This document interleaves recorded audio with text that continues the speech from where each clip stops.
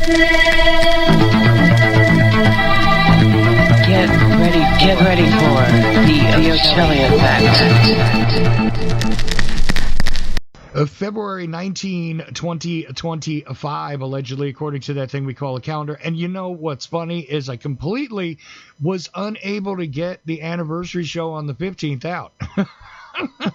But that's okay. Sometimes it's better to not have certain things happen. Anyway, Wednesday, and last week, we did the show where we played the tape, right? And I've already heard back from a couple of you comparing, the Alex Jones version of what happened to what happened here with Mr. Stevens and, of course, with Mr. Hancock, who was not on the Alex Jones show. I kind of have double-edged wishes for Larry. I'd love to see him on Alex Jones because it would raise his profile a bit, but then again, would it be a quality interview? There's the question. Anyway, not here to criticize AJ today. But maybe we'll criticize somebody else before we're done. We'll see what happens. And maybe we'll get into an addendum to the last show because I've got Larry Hancock with me, and I'm glad that I do. I urge you to get the Oswald puzzle, which is also, Larry's co-authored that, okay? David Boylan is on there with him as well. And we did a couple of shows on that book, and who knows, we'll probably do another. But for now, I want to follow up on this Billy Celeste story. We heard the audio last time. A few people had questions about the audio. Why was it cutting out? It's because it was played through Skype, and that's one of those quirks to Skype. That's a technological issue. The actual tape does not have those silent cuts in it. Just because some people said it sounded edited because of it. No. It's just because Mr. Stevens played it through Skype, okay? Billy Celeste's grandson played it through Skype, and when you just have noise on Skype, sometimes you have a setting on there that cuts down on noise. That's what happened. So I wanted to clarify that, and who knows, maybe we'll clarify some other stuff. And again, Larry-Hancock.com. You can follow his blog, which I do, and take a look at his other works and all that stuff over at Larry-Hancock or -Hancock.com, spelled just like it sounds, and the Oswald puzzle. Now I'm going to shut up, stop trying to plug things, because Larry, it's been an interesting a couple of days for you too. So, I have to address the Piers Morgan thing. Yeah, because guys are asking me about that. But before I do, why don't I let you do it, Larry? How you doing tonight? I'm doing fine, despite the cold weather. If we survive the next couple of days with these minus 20-degree wind chill factors, next week will be great. But the moment we're in survival mode.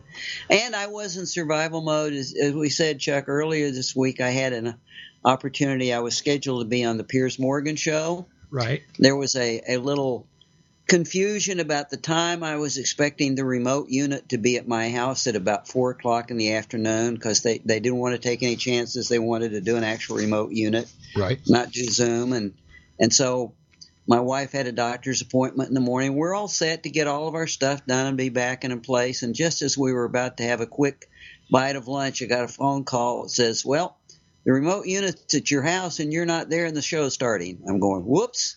They said, but if you can get here quickly, like drive 100 miles an hour, we can get you in the show.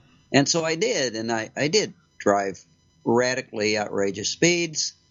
Got in the remote unit and kind of sat there for 20 minutes or so because unfortunately Pierce was not able to fit me in behind the other guest who sort of kept talking regardless of his trying to introduce me. So It was an exciting first part of the week.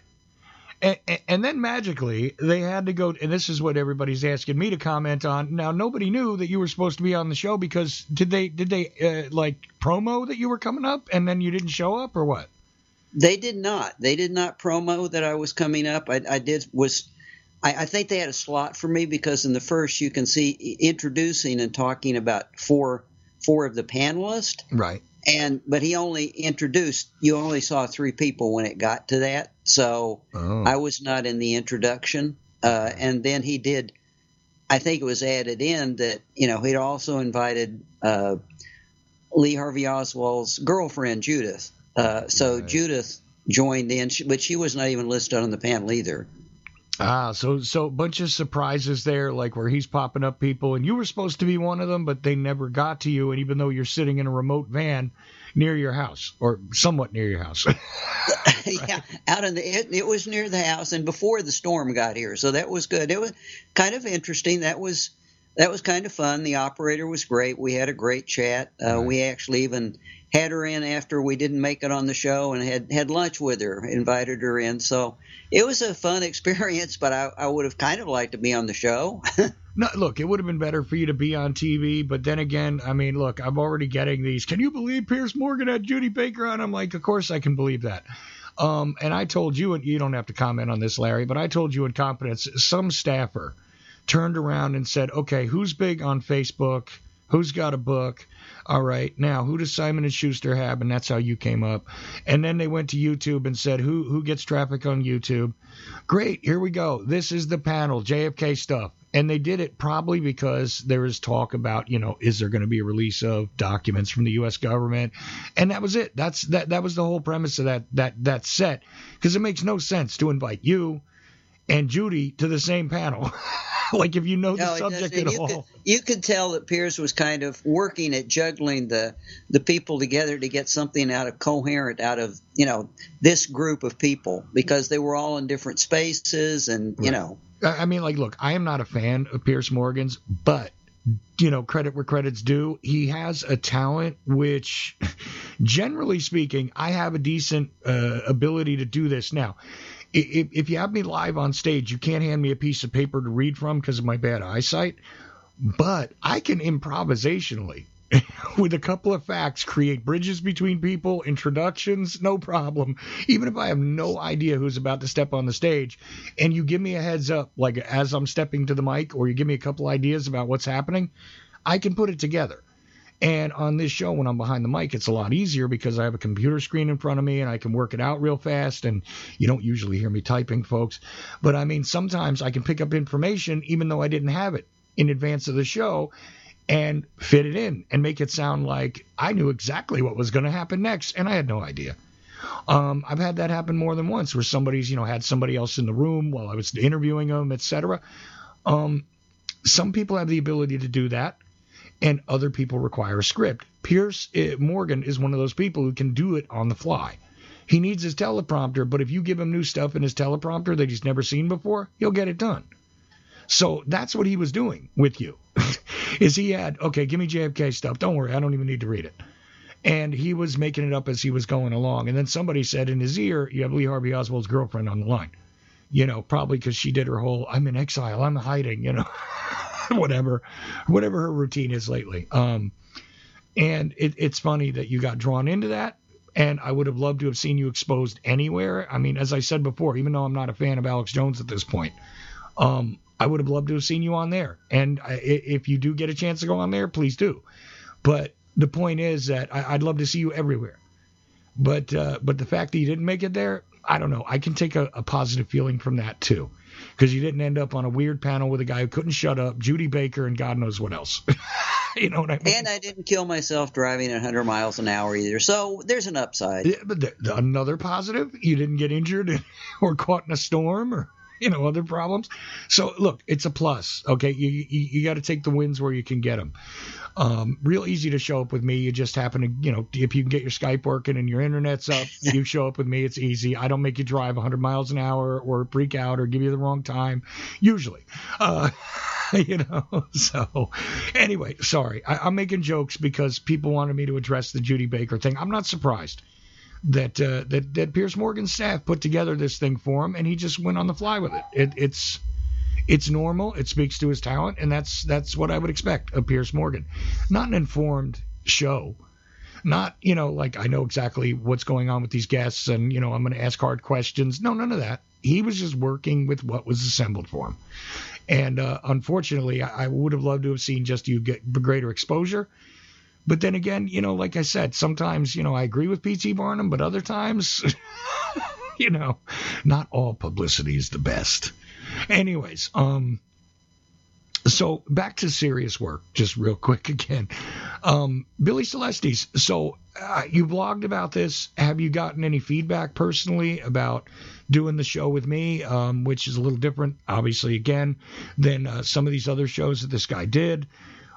Because even he said at the end, he was like, wow, this was weird. I was on with two people who knew, a lot, even though he thought Alex was rather well read on the subject.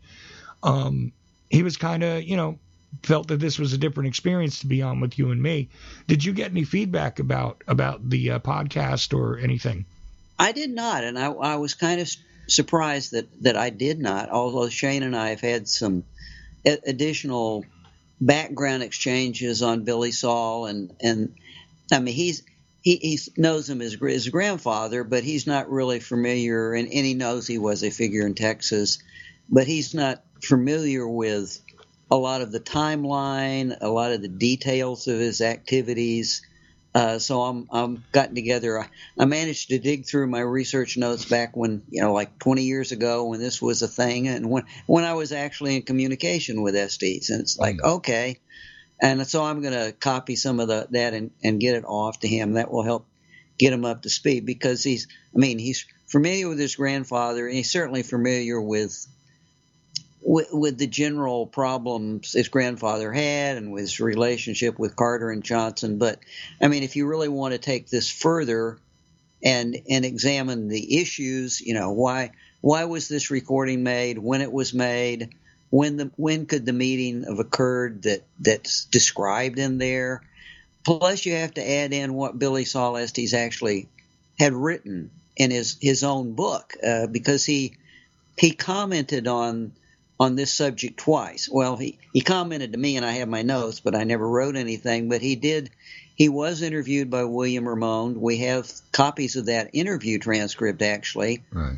And Ramone went on to make that into a book and said certain things that Billy Saul had told him. And then when their agreement kind of came apart and Estes did his own book, he added a lot of details in there that he did not share with Ramon, and so there's a real mix of remarks in his own story about what he knew when. Right. And Shane's going to have to deal with that. So hopefully I can help him a bit there, because I had to wade through that all myself at one point in time. Right, and I found it interesting that you presented me, you reminded me of a book that I couldn't find, but I know I have a copy of it around here somewhere. But it's probably not at the front of my bookshelf anymore, right? It's kind of interesting because it was kind of a thing for a minute again. And I wonder if you wouldn't talk about that real fast, because you reminded me of this. Yeah, here we go. Act of Treason is the name of the book.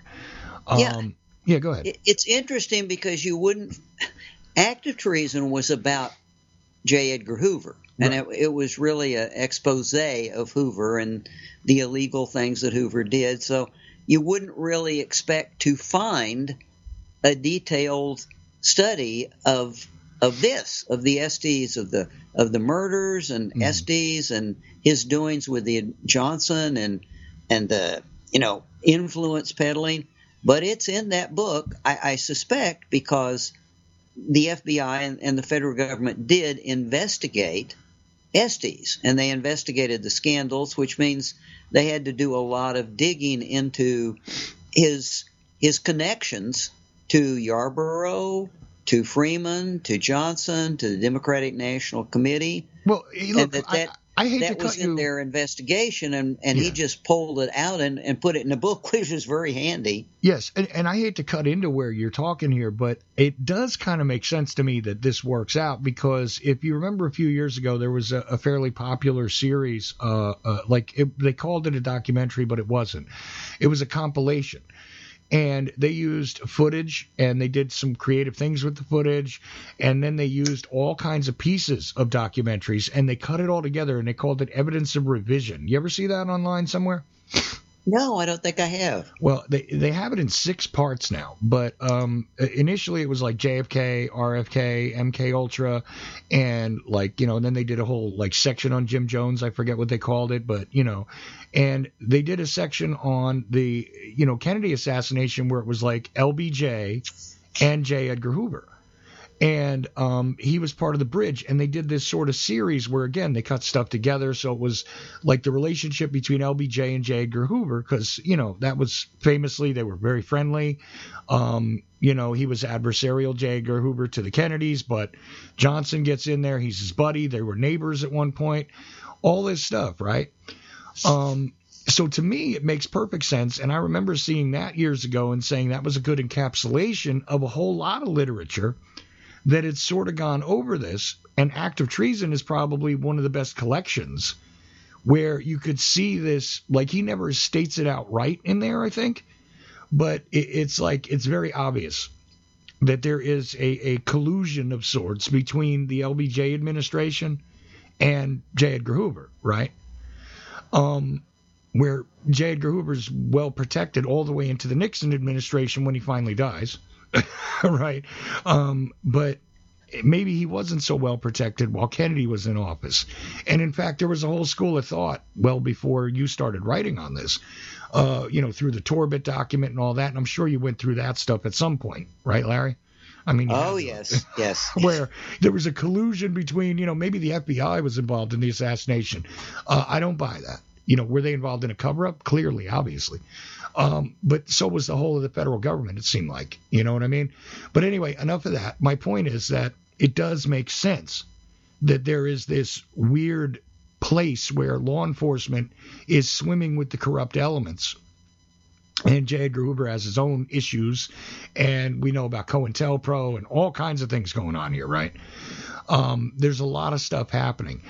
And when you look at the Billy Celeste stuff, and you understand that that's the FBI, that, any of the LBJ stuff could have been happening under. You know what I mean? It kind of gives you a different lens. So it makes sense to go to something like this where you have to look at J. Edgar Hoover to get an idea. Again, just like when we were talking to Shane, and it's like, look, you got to understand at the time this was business being done, and sure, some of it was shady and some of it was illegal, but is it really that bad compared to a lot of other things we learned about later? Not necessarily some of it, It's not, and again, it's the misconceptions, right? Because looking back at something is not the same as understanding the ecosystem in which it occurred. So that was important. Anyway, that's enough out of me. I just wanted to point that out, but I thought it was interesting that you pulled up this book that I kind of went, oh, wow, yeah, I remember reading that, and that was really interesting and useful. But did it make a case, like, oh, gee, now I have the smoking gun in my hand about the assassination? No. Act of Treason. But it's an interesting read. If you get a chance to pick it up, used somewhere or whatever, I would not object to it. I wouldn't be like highly recommending it like I do your book on Oswald, but but it is something that I would say, if you want to take the time to learn about that, please do. Right, Act of Treason is a decent book. Mark North is the author. So, I think one of the things it brings out, it's interesting because it really does highlight the influence peddling, I guess you would say. I mean, we haven't seen that with every administration. We didn't really even see it with the Kennedy administration at JFK's level. But with that Democratic administration, there was just as one little slice here of how much influence peddling Johnson was doing. Of course, that's what Johnson was famous for. But I think Shane was perhaps surprised that, he was wondering if his grandfather was as well positioned, influential, if he had done all the things he claimed he'd done. And in truth, by 1958, Billy Celeste was so entrenched with Ralph Yarborough, right, that Yarborough was on record saying that he was actually asked to participate in a drive to run Estes for Texas governor. Right. Which might surprise a lot of people. It also documents the extent to which Johnson had essentially co-opted the agriculture department and made the ag department available as a tool. And he was kind of farming out the ag department. And Freeman, there were people going along with this, bending the rules a little bit. Henry Marshall, who got killed in this scandal, had approved some 138 leases for SDs, and there were lots of challenges to the leases. Actually, right. Yarborough had to go to Washington, D.C. to testify for certain panels on SD's account. And so did Johnson. Johnson wrote that there were lots of controversies about these leases behind the scenes, and Marshall was, whether he thought he was doing the right thing, whether he was walking the fence, whatever, Marshall was quite aware that there were challenges and issues with a lot of these leases. But up until, through the Kennedy inauguration, there's just a solid history of Estes having a great deal of influence on Johnson within the Kennedy administration, and the segments related to agriculture. Freeman supported Estes in some of these leases. So you can suddenly see when it hit the fan a couple of years later, this was, we think of the Bobby Baker scandal as the scandal for Johnson. Right. It was the second scandal. This scandal had the potential of being as hot and as damaging for Johnson as the Baker scandal would later. Right. The interesting thing is that it got put to bed almost entirely by the death of Marshall. Once Marshall got killed, everything was fine. There were other murders, other deaths. None of those got exposed for years and years until a grand jury reinvestigated Marshall's death in the 80s. Right. So everybody got away scot-free. Killing Marshall and some of the other deaths really did take it off the plate. Right. Now here's an interesting thing, because you said, did Celestes do all the things he claimed? I would temper that a little bit, and this is unusual. This is me tempering you. But the truth is, all? No, I wouldn't say all. All is not something that I would say you could reliably say that all the things he said he did is a good idea. Oh, yeah. I'm sorry. I was talking politically. He flew people to D.C. Yeah, but even there, his private plane. He hosted 1,000-plate dinners. But even there, for Kennedy events. Those are the sorts of things he did. Right. But even there, I would still temper his claims against reality a little bit, because it seems as though they would evolve a bit. And I don't know if that's because he felt more comfortable because certain people had finally, died, or, he didn't care because he's now old, or he's just, strategically, I don't know. I'm just saying that at any given moment, I wouldn't say that all of what he said is ever to be taken just at face value.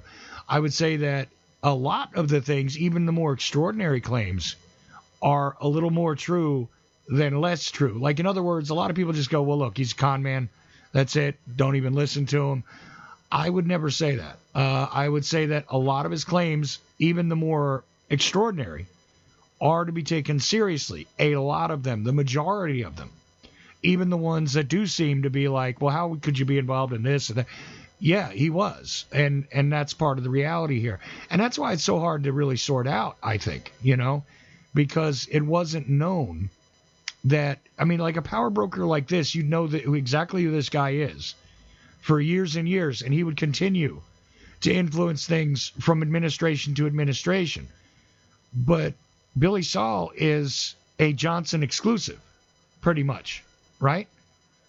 Yeah. Up until, well, let's put it this way. Looking at my notes here, in 1961, and this is to show how much influence he had. Marshall gets killed. The Ag Department goes ahead with its investigation. Okay. And in October of 1961, this is months after Marshall is killed, they write a 140-page internal report indicating there was no, Estes, he didn't buy influence. His remark that he could get this thrown out by influencing people in the administration could not be supported.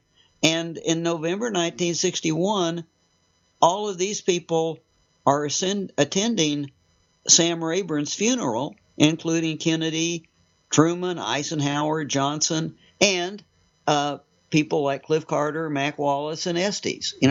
At that point in time, after the Marshall killing, everybody is still free and clear. And that's what I was trying to really get across, is that he had contacts sufficient enough so that did go away. Now, this has nothing to do with JFK and the tape about JFK. And, that's a completely different story. No, but they did mention Marshall on the tape. So it is significant to the tape that we listened to, where it was like, and Henry Marshall got killed. And I like the way it's so casual there, where it's just like, somebody just got killed, and that's an odd phrase if you think about it. It's not like, well, this person was murdered. It's just, they just got killed one way or another. I mean, you could get killed driving around on a motorcycle and making a mistake, making a turn. You know what I mean? You could get killed that way. It almost seemed like that, right? I mean, it was weird, the attitude.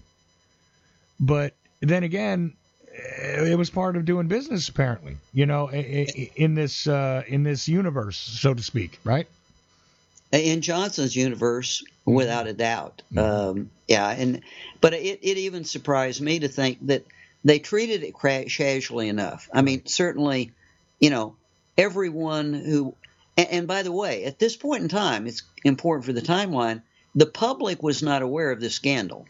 The public wouldn't be aware of the scandal until later. That's so at that point in time, up until the, for example, at the Kennedy administration's inaugural dinner, Estes is buying 100-seat tables at Johnson's section of the inauguration. And so this is all, anything that happened, if he, assuming that he did tell Mac, Johnson told Mac to kill Marshall, and that happened, everything else, there's no public discord or no public impact. That would come later.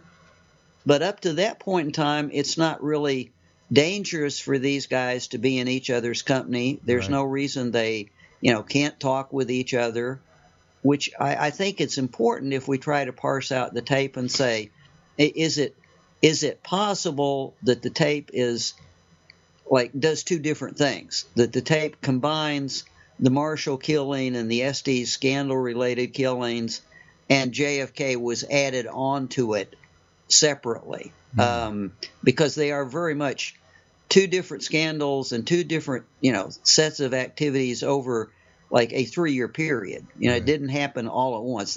There's no doubt in my mind that there was not a meeting where they sat down and initially discussed killing JFK along with Marshall. That doesn't make any sense from the timeline. Right.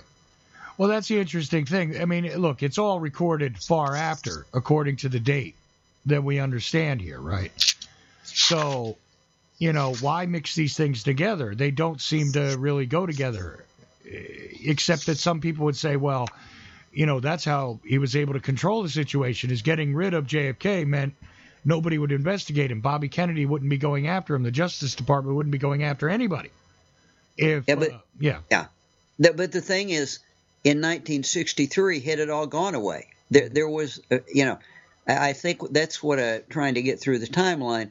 In 1963, the danger to Lyndon Johnson was not the Estes scandal. It was the Baker scandal. Right. When you get to 1971, when this tape was made, there's an entirely other danger present. And I think Shane was right in that regard. We know that Johnson was descending into paranoia. You can go to his biographer, the young woman who's at the ranch with him. He's letting his hair go long. Right. He's worried that people are trying to steal the ranch from him. He is descending into, he's becoming deconstructed. He left the presidency over the war, and Mac Wallace dies. And then the tape is made. And I think there's a strong argument that can be made of whether right, wrong, or indifferent. There certainly would be a motivation for Estes and Carter to make a tape and make copies and make Johnson aware of the fact that, whatever he might or might not have done to Mac Wallace, he darn well better not do it to them. Well, there's that, and then there's the other issue where they could be dishing off things onto Mac Wallace that don't belong on Mac Wallace, right? I would say that, other than I think there's no time to deal with here. The case that Clint Peoples, Texas Ranger Peoples, made against Wallace and took to the grand jury. Yeah. I mean, it is rock solid against Wallace. You might argue some of the other deaths that are mentioned in conjunction with it, the suicides, whatever. Yeah. But there's a very strong case that could be made that Wallace was indeed involved with the Marshall killing. There's a lot of secondary evidence there. And quite frankly, while Mac Wallace would be a really poor choice to just say, go kill the president, like that's sort of insane. Where are your skills and connections for that? Yeah. Mac Wallace, as someone who's killed Kinzer, who was in a relationship with Johnson's sister, right. That's a different type of crime. That at least makes some sense. Well, you could depend on him for that. Depending on him for killing the president, I still have a problem with. It's my mob argument all over again, which is, these guys would use pistols at close range to blow somebody's head off and put 10, 15 bullets in somebody, but trying to get them to shoot from a sniper's nest is a bad idea. It's just that simple, right? Like Mac Wallace, if you're sending him to go shoot somebody with a pistol or a rifle or anything at close range just to gun somebody down face to face, then it makes sense. But to send him, and in Marshall's case, in both cases, you're exact. That was that kind of crime. It was at close range. It was, and in Marshall's case, Marshall was strangled first. He was hit in the head. Then he was shot with it. This is like a clumsy close-up killing. Nobody at the time could understand how local law enforcement could buy the guy shooting himself multiple times in the stomach with a manual rifle. Yeah. You've got to shoot yourself, rechamber a shell, shoot yourself again, do the same thing over and over. That's just insane. Which is, no. Obviously, there was something fixed in that. Yeah. It's just nobody could believe it. Well, and the remarkable thing to me when actually getting a look at some of the evidence was, how is it that you don't see that his head? I mean, what did he try to kill himself first by bashing his own head up against the truck? I mean, that's pretty wild, because it's not like it's blood spatter from the gunshot. It's clearly. I mean, I don't see how anybody could have seen it as anything other than this guy's head was bashed up against the truck. In my mind, you know what I'm saying? I maybe you saw it differently, but I didn't. No, that's and the strange thing, when the case was, when Peoples took this and the grand jury reconsidered it, there was no doubt. Right. So it's like whoever looked at it first clearly was avoiding it, but when you looked at the actual evidence, it was conclusive. There's just no doubt that it was not suicide. And by the way, it's important to remember that all of what we're talking about from Billy Saul Estes did not come out until that grand jury case. That was when Estes surfaced all his remarks about having knowledge, about having tapes, and that was, that's not until 1984. Right. So it's important to keep that in mind. But when that was, you're right, Jay. Nobody, there was not clearly anybody that was looking at it where the situation was not fixed is going to see this is not suicide. Yeah, right. I mean, and it's easy to bring up the thing about the bolt-action rifle, but I mean, seriously, it's not just that. Even if you could believe that by some miraculous coincidence, this guy really was that determined in recycling a rifle to keep shooting himself in the chest, even if you could buy that somehow, there's more to it. Even that's just so ridiculous that obviously. And the one good thing he points out is that it did change the ruling with the insurance company for the family, which was a good thing, right? I mean, you got to look at the positive and the negative results of what happened here. And then it's very reasonable to understand that if he couldn't come up with, look, give me immunity, otherwise I'm not going any further, and he walked away, that's the kind of thing I hear about all the time. In these cases where, they try to cut a deal and you can't clear somebody, they're not going to give you the testimony you want. And that happens all the time in courtrooms all over the country. Even in minor cases. Good. Yeah, absolutely. So, all right. Anyway, continuing on with the timeline, though, I think it's interesting. And again, I think it's great to go over this and try and keep it in context. So, I'm sorry I keep interrupting, but it's just some of this stuff is so obvious, that you gotta make the points. Anyways, so what else would you say about this continuing forward? Well, I think this is where we can start parsing out. At this point in time, we can parsing out the different statements that were made, because during these grand jury hearings on the murder, okay, that was when Estes took the opportunity to bring himself forth as a witness and talk about what he had in his possession. He had documents. He had many, many tapes. Actually, the letter from his attorney to the grand jury talks about how, I was going to want to quote this. A short time after Mr. Estes was released from prison in 1971, he met with Cliff Carter, and they reminisced about matters. Carter himself had originally compiled a list of 17 murders which had been committed, some of which Mr. Estes was familiar. A living witness was present and would be willing to testify about the conversation, and he names him as Kyle Brown. And then in this, again, letter to the grand jury, Mr. Estes states that Cliff Carter told him that Mac Wallace had fired a shot from the grassy knoll in Dallas, which hit JFK from the front. Mr. Estes declares that Cliff Carter told him that on the day Kennedy was to be murdered, Fidel Castro was also supposed to be assassinated.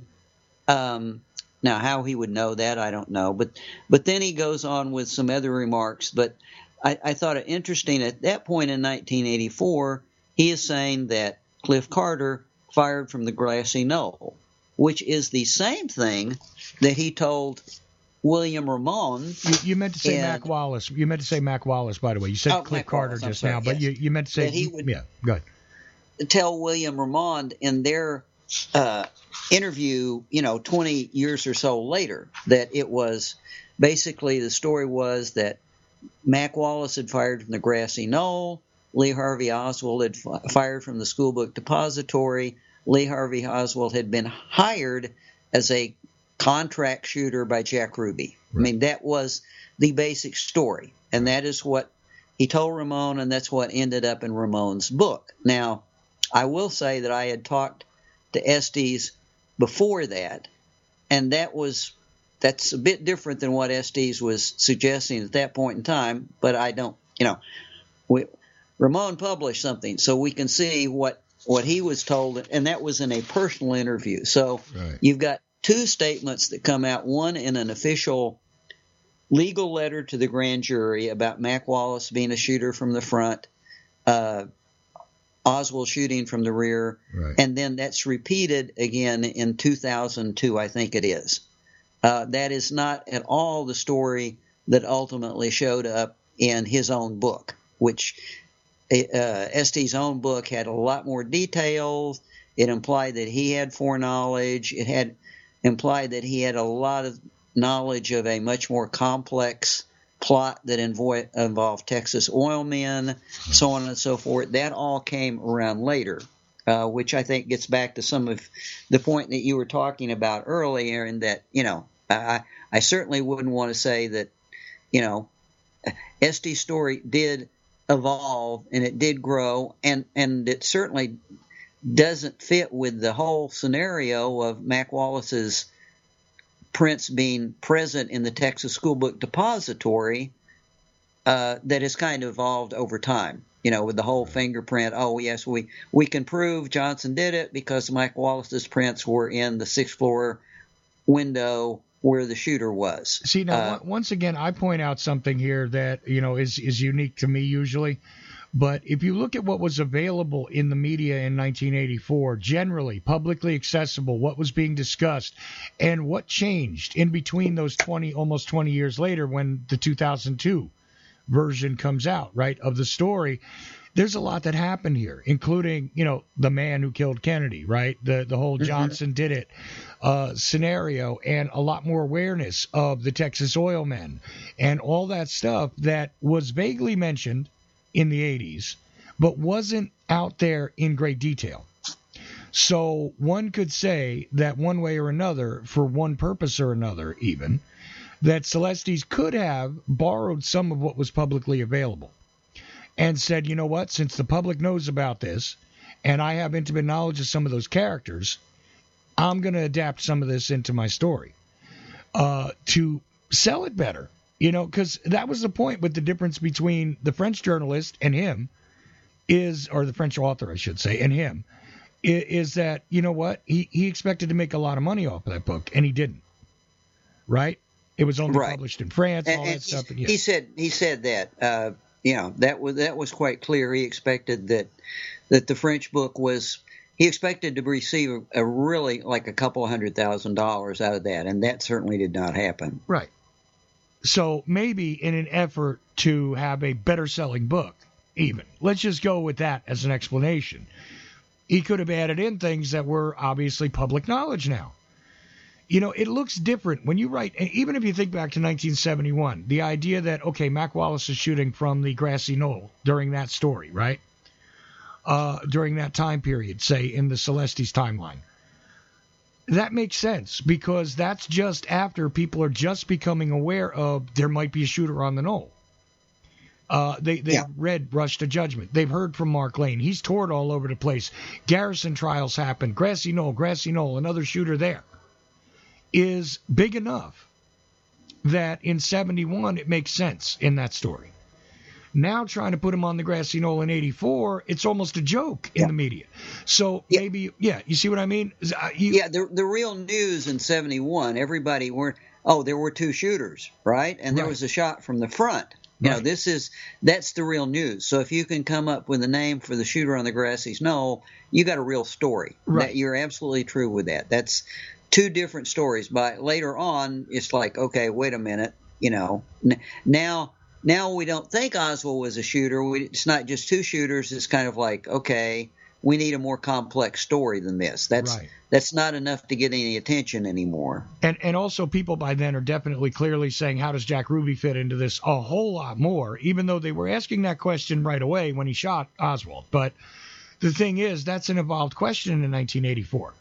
It's not the same as it was in 71. That's my point about, you can see the media's influence on some things people write when they claim to be a first-hand witness.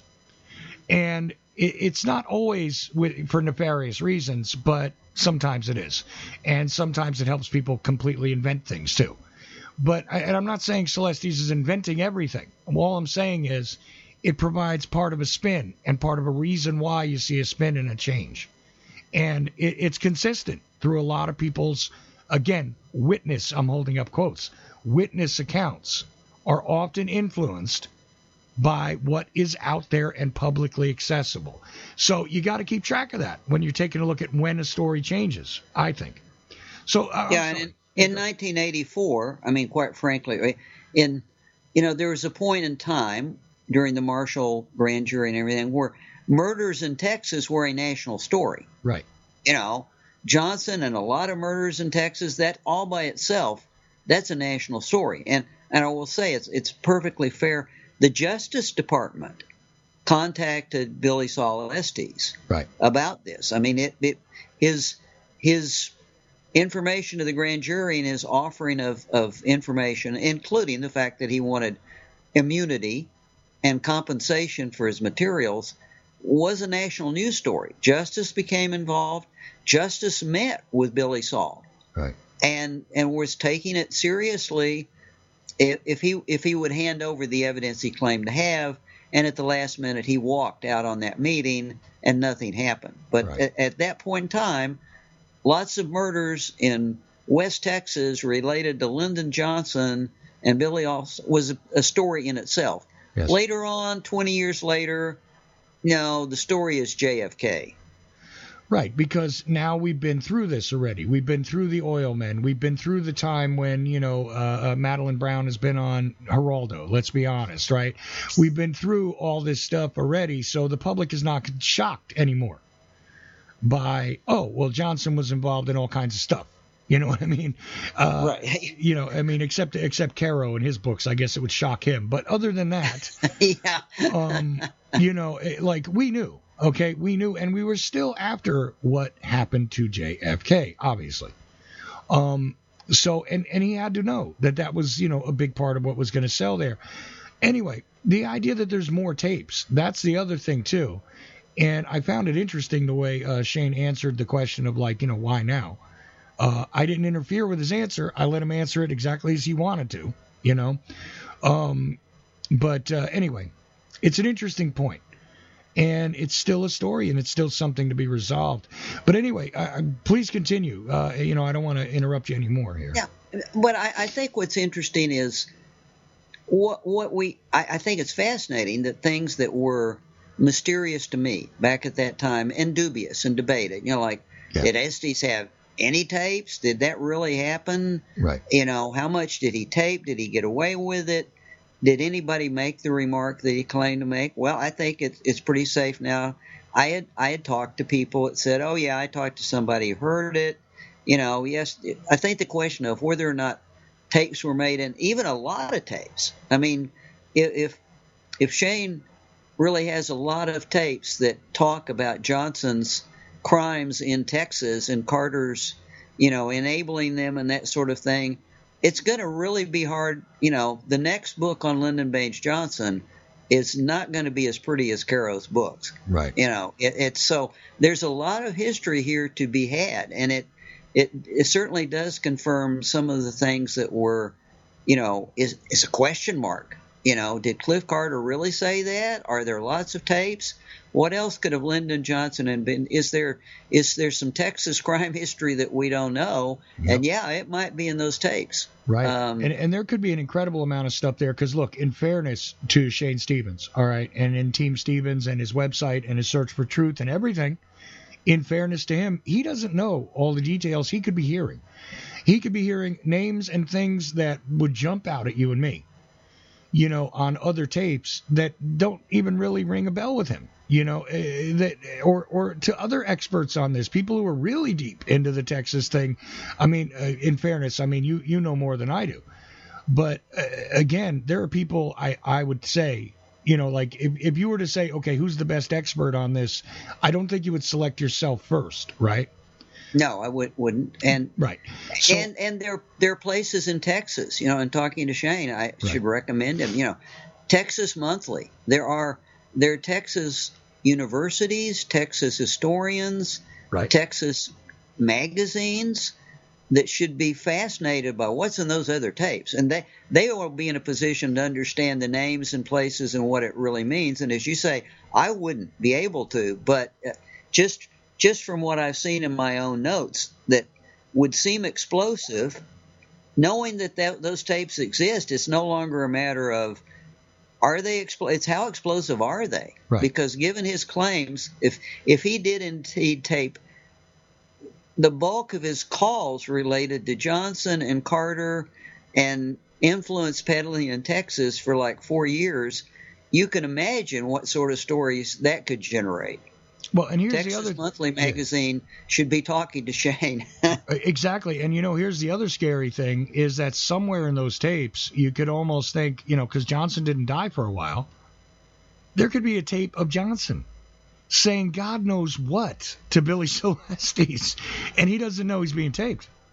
You know what I mean? And Estes did say to the grand jury he had tapes of his talks with Johnson. And it's clear in looking at his history, he did meet with Johnson. And there are actually, in the book that we were talking about earlier, there are quotes about specific telephone calls. Right. And so, there is no doubt that he had conversations with Johnson. And there, like I say, there may well be another book in that series of Johnson's career novels to come. Yeah. and it's pretty wild. Who knows? And I'm just speculating here. But again, if the guy took the time to tape it, there could be all kinds of things on there. And like I said, they could mention stuff that really seems benign, where they say, oh, well, there was Charlie in this group. Let's just say, well, you and I might know who Charlie is, but somebody else really knows who's connected to Charlie in that group. You know what I mean? Where it's like, wait a minute, I happen to know that he was a guy who was on, the Dixie Mafia phone tree. You know what I mean? And we don't know that necessarily. I'm just saying. There's all kinds of possibilities here. And I'll tell you why I leave it wide open with this speculation, because every time I've visited with somebody from Texas, you ever notice that everybody's related to somebody? And it's like, you talk to Gail Nix, like seriously, Gail Nix Jackson is one of the most fun people to talk to like this. But when you talk to her, right, it's like she runs into somebody who's related to somebody else. Like you don't, you figure, well, they just happen to go to Jack Ruby's club one time. But that's not all they're connected to. They actually knew the bartender who was actually related to 3 of the cops who, you know what I mean? Like in Texas, it seems like everybody's somebody's cousin. And they got plenty of family stories, and they got plenty of things where little bits of evidence, family secrets went on, all kinds of things go on. And it's wild. So, I don't claim to know what that ecosystem is. I'm not in it. Neither are you. Even though we've touched it, we've talked to some of those people, right? But it doesn't mean that we were intimately involved with it. There's a whole world of stuff there that, again, like you said, could reveal Texas history, could reveal LBJ history, a very, rejected wing of the Johnson Library, the Johnson Presidential Library, a whole set of recordings that they claim they don't have, that somebody disposed of years ago, maybe. And Billy Saul has the other end of that conversation. You know what I mean? There's a whole possibility here. And even for national history, as much as I say it, it's sort of like, there seemed to be pretty good evidence of the amount of contributions that Estes was actually making, not just to Johnson, but to the DNC. Right.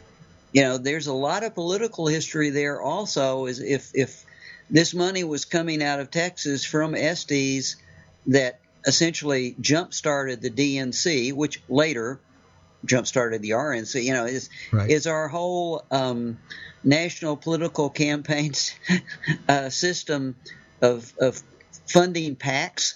Actually, did it originate out of these scandals in Texas? Yeah, that'd make a great history book. Did it really? Is your legitimate political world really based on organized crime? Because that's what this is. Okay, so the last thing I want to ask you, and then wrap this up any which way you want after, or don't. If you want to continue to elaborate, that's fine. But I think we're probably well through it. But the thing is, even if this doesn't significantly change what we know about the Kennedy assassination, if this was a strategic discussion meant to be held over somebody else's head, if this was recorded for other purposes, right, to protect them from something that they knew they were vulnerable to, if this was God knows what, this could have been, for all sorts of different reasons. We don't necessarily know because we can't cross-examine the 2 most prominent voices on the tape.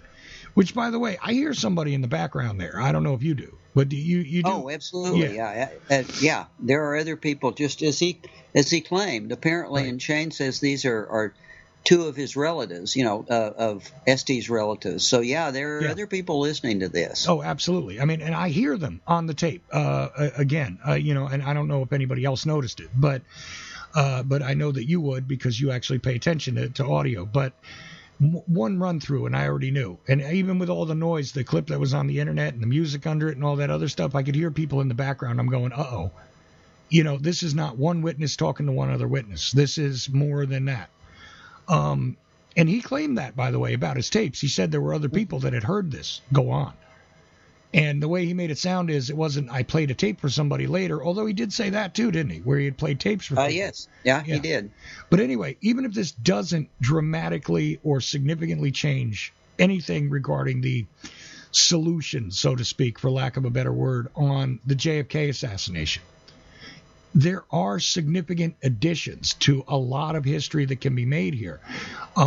But do you think it could significantly change what we know about the solution on the Kennedy assassination in general, other tapes, this tape, whatever?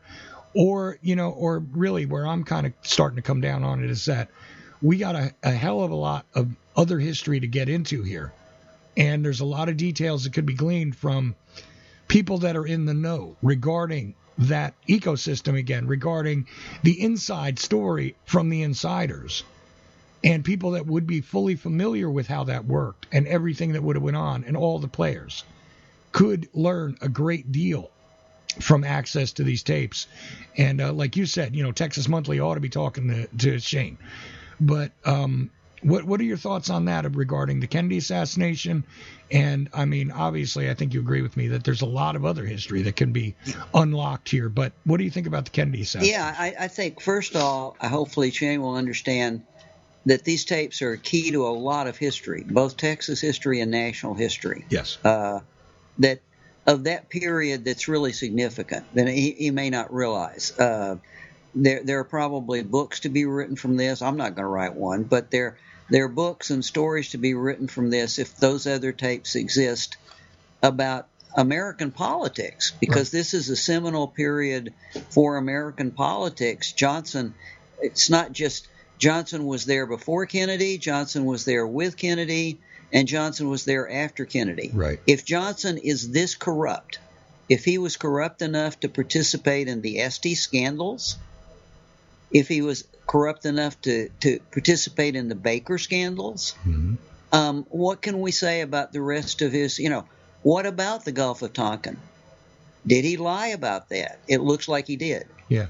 What about, there's a real historical revisit to Lyndon Johnson if he's really as corrupt, fundamentally corrupt, as these tapes could set him up to be. So that's a big story, irrespective. Something you just brought up here is something I was thinking during that interview several times, and I did not bring it up because I didn't want to confuse, and I realized that Shane is not like an expert historian on this, you know what I mean? But I was thinking to myself, I wonder if we take a look back at 1964 and, excuse me, what's occurring during the Gulf of Tonkin incident. Is it possible we have a wag the dog situation that we don't know about? Regarding the escalation into Vietnam, is it not just simply, the whole concept, military-industrial complex basically pushes Johnson into it. They want a war. He wants a war.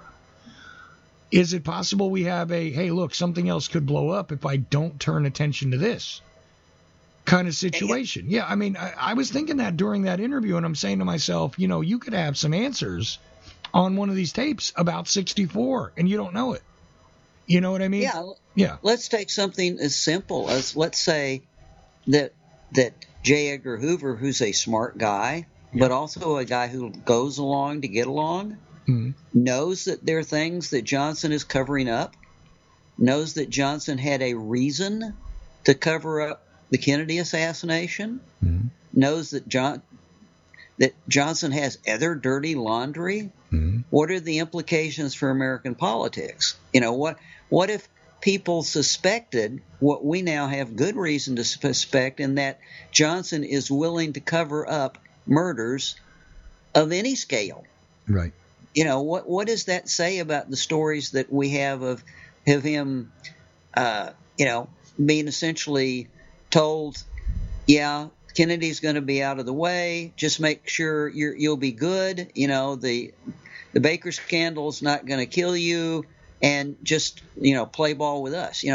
There are some real huge historical implications here.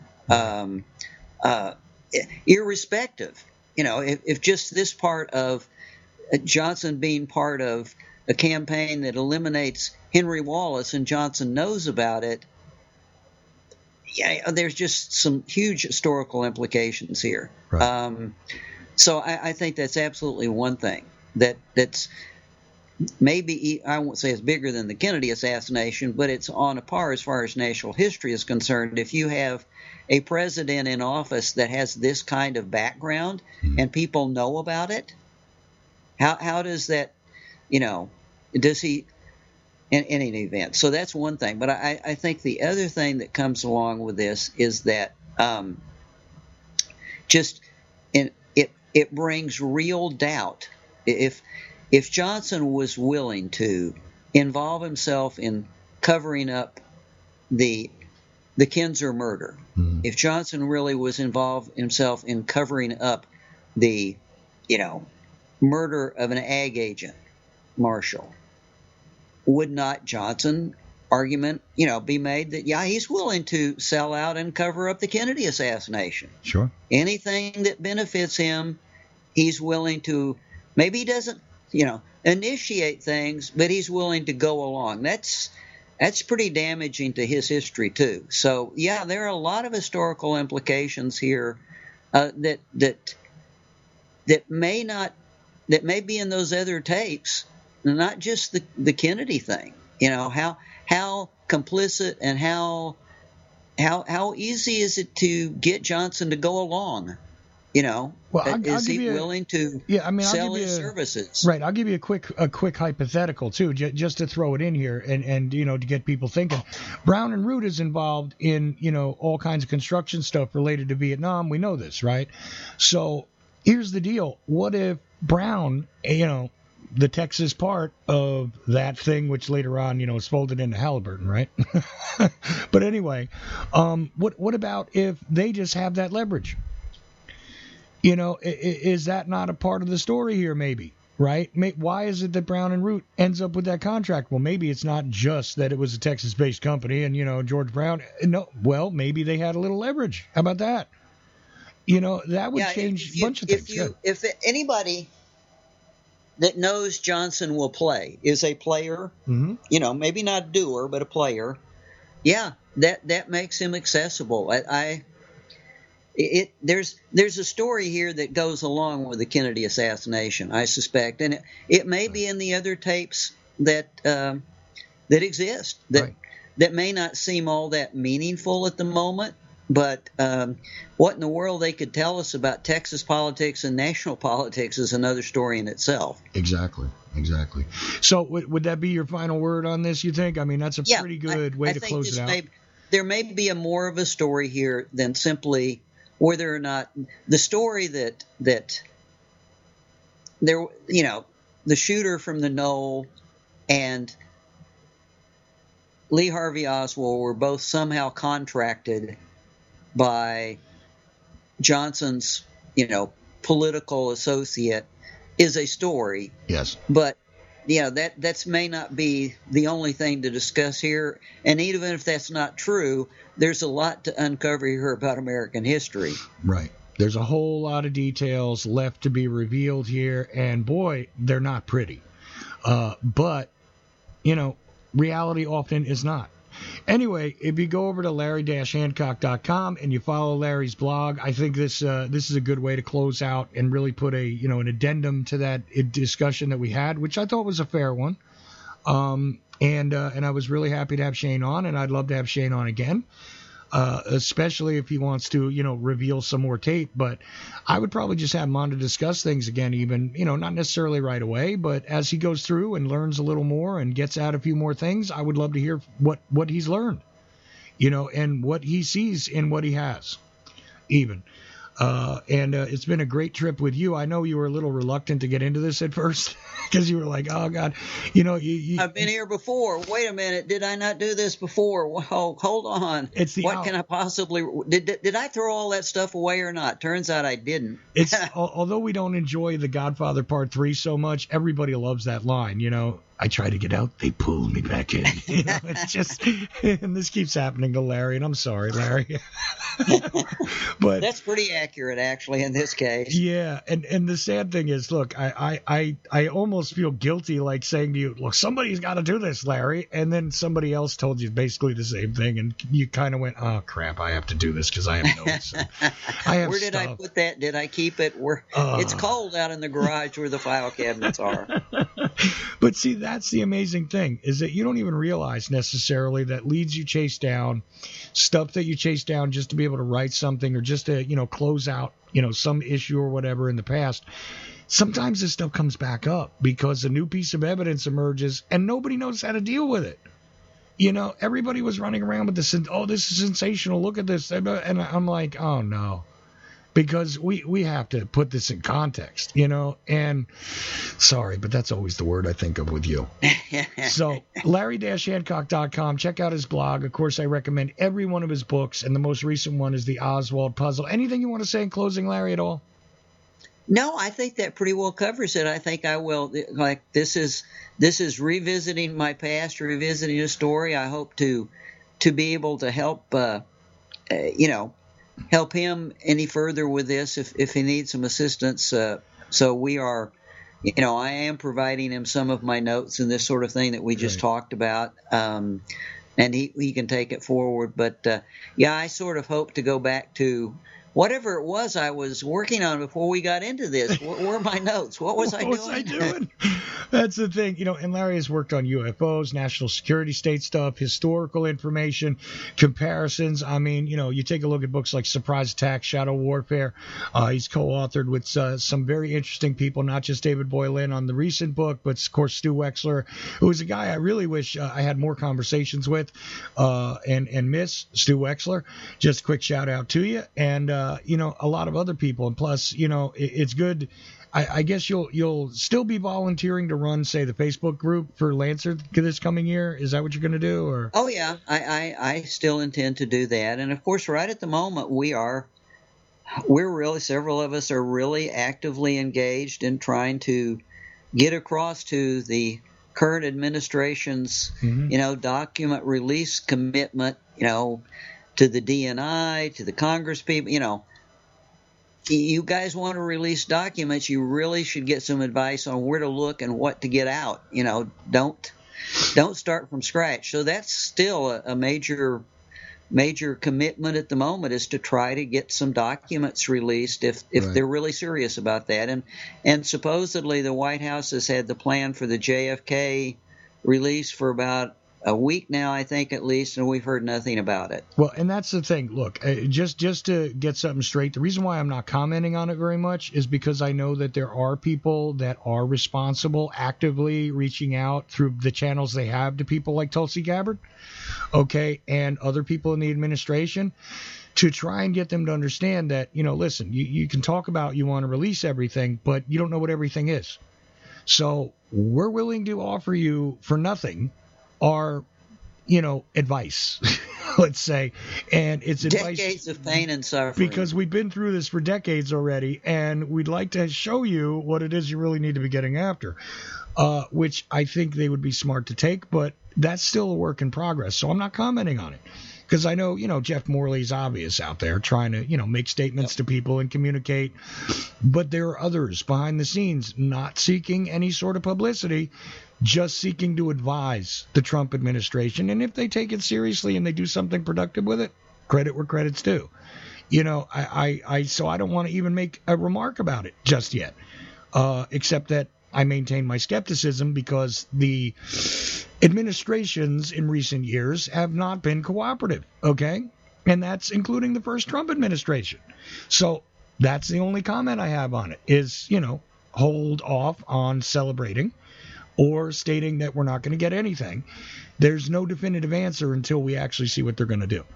That's where I'm at. Okay. I mean, Larry, do you think that's irresponsible? You keep asking me daily, what have you seen in the new documents? No, nothing, because we have none yet.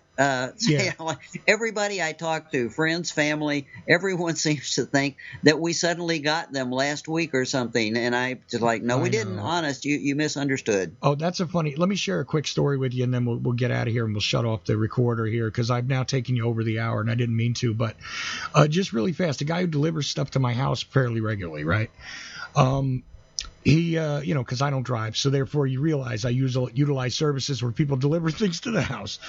The guy, I answered the door, took something from him, and he's just like, oh, what do you think of the new JFK documents? Because if you know me at all, you know that I'm interested in the subject, right? So I'm like, there aren't any yet? Well, yeah, but and I'm like, yeah, I know, you read the headline. You understand? You read the headline. It doesn't mean anything happened yet, because an executive order came out if you read the executive order, I'm maintaining my skepticism. And I have to explain that to a delivery guy who thinks that something has happened. See, that's the thing. They don't read. A lot of people don't read. I'm sorry. You go ahead, Larry. But it's like a daily occurrence. So what am I doing? That comes up with anytime I talk to somebody else at this point in time, that seems to be, they all know I do this. Right. So that's a reasonable question. So what have we learned? It's like, well, I've learned we're waiting. Yeah, I don't know if you have delivery guys come to your house, but if you did and they knew you at all, this would have happened to you already. I'm just saying. Yeah. Like if you have a service person that comes, like let's just say somebody cuts your grass. I don't know what goes on at your house, Larry. I never dig into that. But the thing is, if you have somebody who regularly comes to your house and just kind of knows you, they asked you this question, and especially if they're a Trump supporter, they're like, oh, look, something, he did it. And it's like, no, it's not done yet. I'm not anti anything. I'm just telling you the reality is nothing has happened yet. We're waiting to see what happens, and you are too, believe it or not. So eagerly waiting, not with bated breath, as it were. Yeah, I mean, it does just so happen. I know that there are people actively trying to influence. Please look in all the places you need to look, and you would agree with me on that, right? Oh yeah. There are lots of good intentions, lots of we just. At this point, I don't know, you don't know how results. That's working. We know the good news is, and that's what I told somebody, that it's kind of like we know where to look and we know what to look for, and we know what's not going to be handed off unless somebody asks for it. Right. So unless they ask our advice, they're probably not going to get what they need to be getting. Exactly. And that's where I'm going to leave it, and we have to wait and see. Stay tuned, so to speak, right? And again, stay tuned to Larry's blog over there, because you know what? The moment it does happen, I'm sure you'll see a blog from Larry. You'll hear him on this show. You'll hear him in other places. Talk about what happened, what came out, what didn't, etc. But that's where you're going to get an informed look continuously, because you are going to blog on this and talk about it when something happens. Yes? Oh, absolutely. Yeah. So Larry-Hancock.com, go over there, and like I said, if you don't own all of Larry's books, what are you doing? You got to have as many books on your shelf as I do, even if it's a digital shelf. Go get it. And the Oswald puzzle, I'll have links to all that, and I'm going to repeat Shane's links in the show notes here, just so you can go to his website, hear the tape. Maybe I'll put the last podcast, although it'll be easy to find on the feed, with Shane and everything. Follow up and study this for yourself and make up your own mind. Larry, thanks again for doing this with me. It's great to be back. We'll see you in a couple of weeks. Exactly. And hopefully it'll be warmer. In a couple of weeks, who knows? We might have something else to talk about. Yeah. Anyway, we'll see how it goes.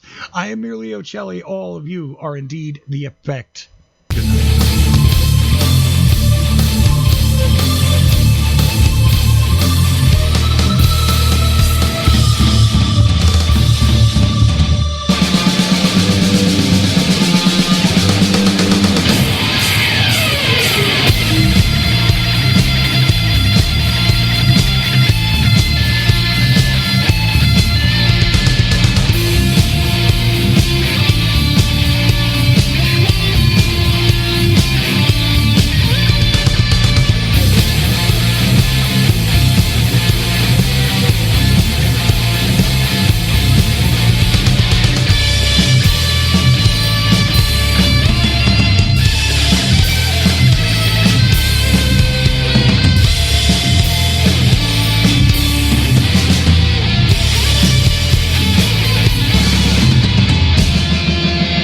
Revelation through conversation. Yo, this is Doug Campbell, host of the Dallas Action Podcast, presented by Wall Street Window.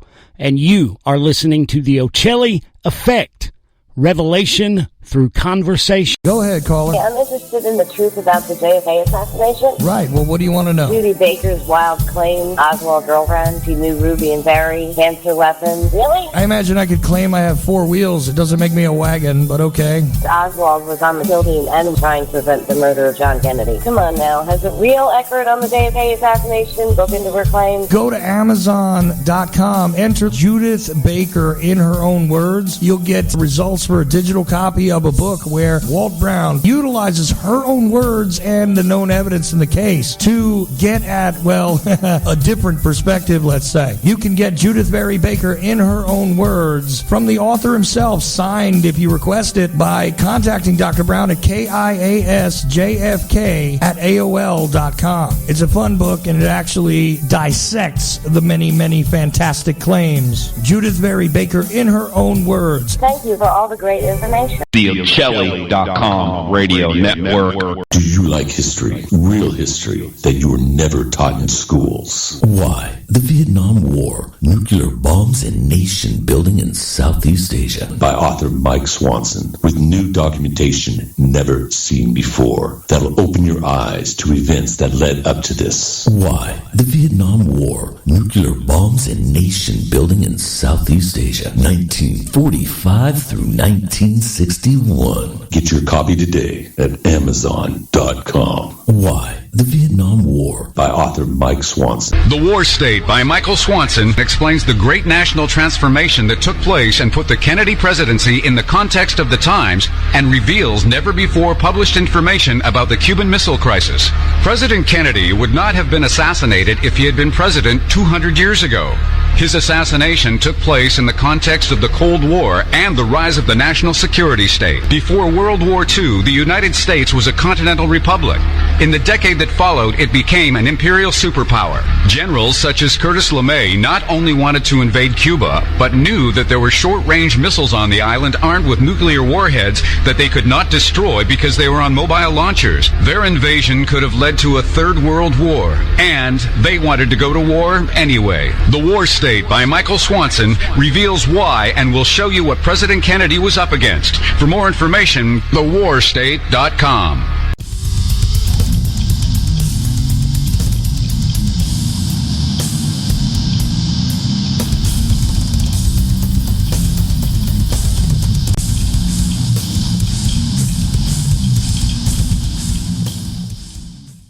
In Denial, Secret Wars with Airstrikes and Tanks by Larry Hancock. Secret wars became a staple of U.S. covert operations and are still happening today. Larry Hancock's book, In Denial, rips the cover off many of them. Using new files, it exposes things about the Bay of Pigs that no one has ever written about before. It shows why it really failed and why the United States did not learn from it. It also shows why other countries today are doing secret operations with more success. This is the book that puts what some want to deny into the light. In Denial, Secret Wars with Airstrikes and Tanks. Larry Hancock.